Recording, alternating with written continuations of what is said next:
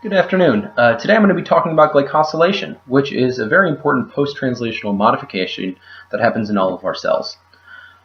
Now, DNA is supposed to code for RNA, and that's called transcription, which is then translated into a protein. And this is the central dogma according to NCBI when it comes to cell biology or molecular biology.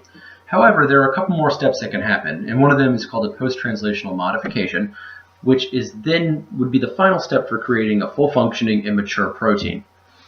Now, the post-translational modification I'll be talking about is glycosylation, and that's the making of a proteoglycan or a glycoprotein. Now, these glycans or carbohydrates, they can be very diverse, and they can also be, or they are highly regulated.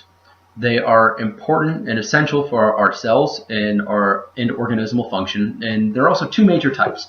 One is N-linked glycosylation, which is when the carbohydrate is transferred onto an asparagine amino acid on the protein, and O-linked glycosylation, when the carbohydrate is transferred to the hydroxyl group on a serine or threonine amino acid. Now, when there is misregulation or when errors occur in glycosylation, that's when people can get sick or maybe they're even born with a congenital disease. This is our typical view of a cell membrane in cartoon form that you'd find in a high school textbook. Right here is a membrane-bound protein, and coming off of it is a carbohydrate, and it's supposed to be interacting with the extracellular matrix, but it doesn't really show a complete picture of what's actually happening on a cell membrane. This image shows the glycocalyx, which is the dark gray or black border around the cell membrane. It's very thick, and this cell membrane is decorated. It's just completely covered in carbohydrates. And all of these carbohydrates are either important for cell signaling, or they interact with the extracellular membrane or other cells in their vicinity. Now, I think we've all had a runny nose before, and one of the main components of a runny nose is mucus. And mucus is largely comprised of a protein called mucins. And mucins are proteins that are heavily glycosylated. So this purple core protein coming up and through the middle and all around up here, that purple line, that is the protein. Everything else coming off of it to the left, to the right, and straight up, those are all O-linked glycans. And this significantly increases the molecular weight of a mucin. Also, it allows mucins to form gels and stick together and create films. That's essential for our own health. It's part of our immune response. When we get a pathogen or some sort of allergen, we produce more mucus, and that helps trap those things and prevents them from getting into our cells or other parts of our body that they're not supposed to be in. So you can imagine that if our mucins aren't built properly, or if they're not covered in glycans in the way that they should be, that can lead to problems in our immune response. Now, I also mentioned that glycans are complicated and heavily regulated, and this is just a small example of what I mean by that. This is an image of a cartoon image of the endoplasmic reticulum. And inside you can see step by step the building up of a glycan or a carbohydrate, which is then attached to an asparagine residue as the protein is getting translated into the lumen of the endoplasmic reticulum. I know it's hard to see, but if you look in between each step, there's a protein that's associated with building this large carbohydrate, which ends up looking like this. We have some glycanac molecules, we have some mannose, and then 3 glucose right at the very end.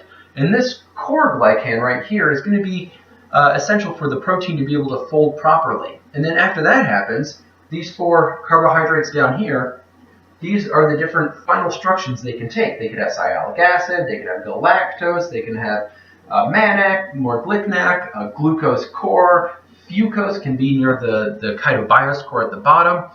And another form of regulation is there's an actual codon that these carbohydrates need to follow in order to be attached to the asparagine residue. They need to have an asparagine, followed by any amino acid that's not a proline, and then followed by a serine or threonine. So if there's an asparagine that comes through the membrane of the endoplasmic reticulum that isn't followed by, let's say it's followed by proline and then a histidine, that asparagine is not going to get a carbohydrate attached to it. Now, this is Also really important for our human health. There are more serious cases than just our mucus not working the proper way. There's a disease called dystroglycanopathies, and they range in severity. This carbohydrate right here, all the way over, is a carbohydrate that's attached to a protein called alpha-dystroglycan. And if this protein isn't made correctly, if it's not extended properly, then it doesn't function. It's attached to this protein, and that protein is attached to more things inside of the cell, in the cell membrane, or in the cytosol of the cell. And this branch is connected to the extracellular matrix, and it helps our muscles function the correct way. Now, using this gene up here, it's called large, and large is what extends it for hundreds of carbohydrates out to the cellular matrix, so it can attach to all the other proteins or carbohydrates in the extracellular matrix. If large has a mutation and doesn't function properly, and there's no extension, what happens is muscles tend to not work well. And large is just one example of how you get something called Walker-Warburg syndrome. It's a severe intellectual disability. Some of other symptoms are epilepsy, a lack of or absent motor functions, and unfortunately these patients tend to die by the age of 3. Now there's still a lot that's unknown about this. How can an improper carbohydrate that's found in muscle cells affect our intellect? How can it be a neural disease along with a muscle disease? That's still being investigated. But you can see that there are other genes here that are highlighted in red. FKRP, POMGNT1, POMGNT2, and mutations in any of these genes can lead to a dystroglycanopathy. So I hope you learned something about the importance of glycosylation, the importance of post-translational modifications, and I hope that was somewhat enlightening and you all learned something from this. Thank you for taking the time to watch this, and I hope you have a wonderful day. Thanks.